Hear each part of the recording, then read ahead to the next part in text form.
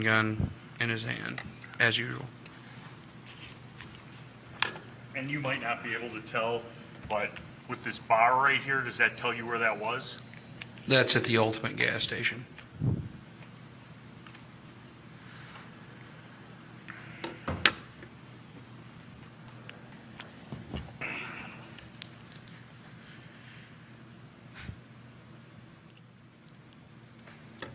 And you and my client were present when Mr. Rosenbaum threatened you and Kyle, correct? Correct. And he specifically said if he got either of you alone, he would expletive kill you. That's correct. Any doubt about that? No doubt about that at all. Told the FBI that? Yes. And that was right after, I'm going to get his name wrong, Dustin had put out dumpster fire? Correct. It was about 20 to 30 minutes before we headed south and the shooting started. And Mr. Binger asked you some questions about did he try to attack you at that time? How many guys were there? There were about 4 or 5 armed men Involved in taking the trailer out of St. James, taking it down the road and starting it on fire? I didn't witness that event. I have nothing further. Thank you, sir. No problem. Any question? Starting it on fire. Couple things, Mr. Balch, and then we'll be done. You testified you gave a statement to the FBI. Correct.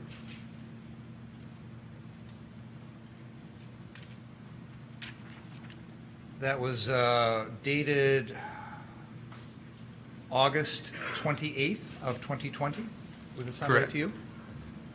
Yes? That sounds correct. 3 days after this incident. That was, when you spoke to the FBI, what was your intent? Well, I really didn't have any intentions of speaking to the FBI. They just showed up at the house. I gave them what information I could remember and what I could make sense of. They were very clear with me to only give them the information that I was 100% sure about. Did you withhold any information from them? No. Did you tell them the truth? Yes.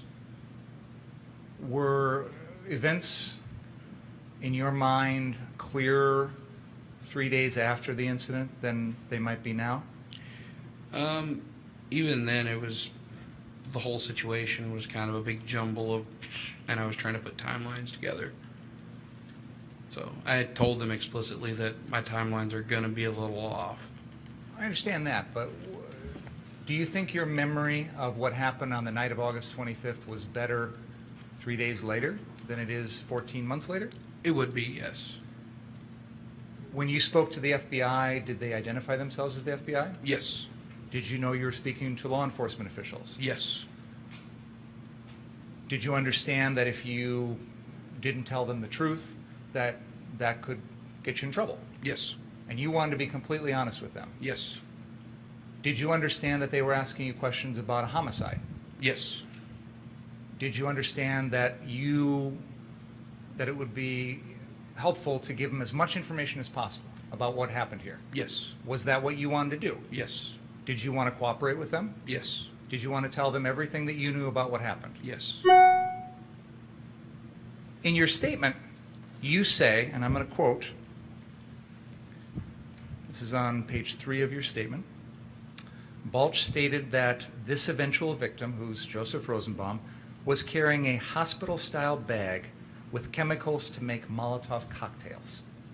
You then say later on that you, this is on page 4, Balch examined the bag quickly and observed an ammonium mixture and a small bleach bottle. First of all, am I reading your statement to the FBI correctly? You are. None of that is true, is it?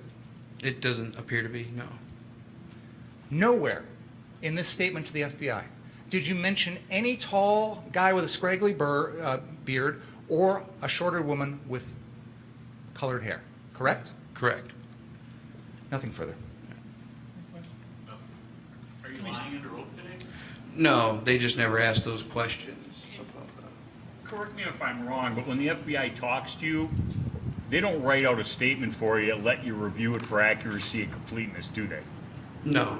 They just ask you questions, they show up to your house unannounced, You answer the questions, they leave, and they write down what they think is important. That is correct. I have nothing further. Okay, folks, let's break for the day, and please call after, excuse me. The clerk of court's gonna be down here in a few minutes, Judge. Okay. I'm thinking about my Monday juries when we finish for the day. Please don't talk about the case. Read, watch, or listen to any account of the trial. And I'll turn you over to the clerk of the court, and I think she could probably take care of it here in the library, maybe? Or maybe they want to go upstairs anyway. You have things upstairs? Why don't you go up there, and we'll tell her, go up there and see you there. Thanks. See you tonight. See you tomorrow.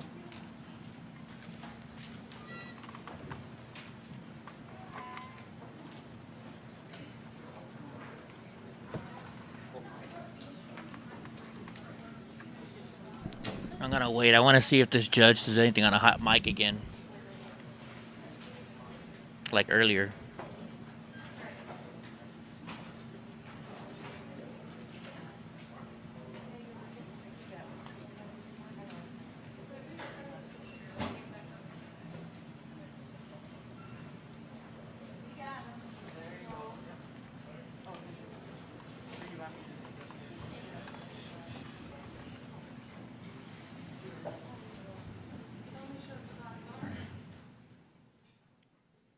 They cut off his mic. All right, guys. Looks like they're cutting off his mic. So, nothing really left to say. That's not my bag, baby. So yeah, so we're gonna be back in. Let's see what time. Schedule. How are we coming on this anticipated schedule? I'm glad you asked. We have witness Jason Lukowski, who will begin tomorrow morning and will be similar, I would expect, in length to Mr. Balch. After that, we do have a witness that I'd like to start Monday morning for scheduling purposes. We're going to do a very lengthy one that'll be Gage Grossquartz. What I'd like to do for the rest of the day tomorrow is we have a number of other witnesses that will be shorter, hopefully shorter. So my hope is to get through as many of those as we can. And the bottom line, judges, if we get to the 3:30 in the afternoon or thereabouts, I'd rather not start a large witness on a late Friday afternoon and pause for the weekend. I'd rather do Mr. Grossquartz beginning Monday morning. Maybe we'll get to 4:55 tomorrow. I don't know, but I'm just saying. And I appreciate the information. What I'm more concerned with is how much of, are we going to finish next week? I believe that we will be done with our cases probably on a Tuesday at this rate.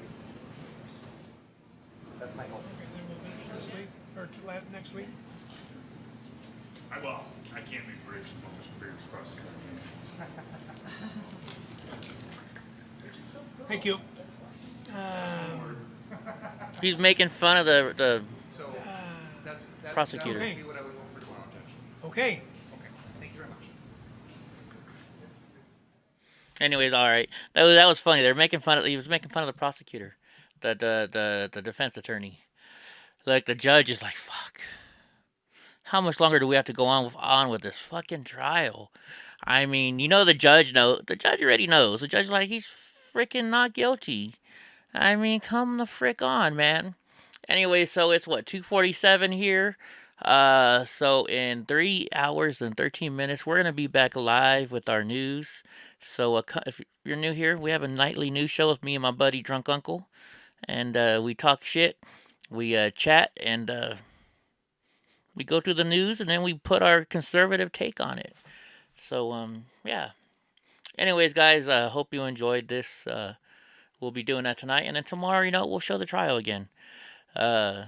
Maybe get some more subscribers, more people to come watch us and hang out with this cool crowd, because you guys know I love y'all. We have the best subscribers here, mostly conservatives. We got a couple trolls that come in here every once in a while, like to talk shit, but we'll see y'all later on. Peace out. Damn dogs are snoring. I need to take a nap too, huh?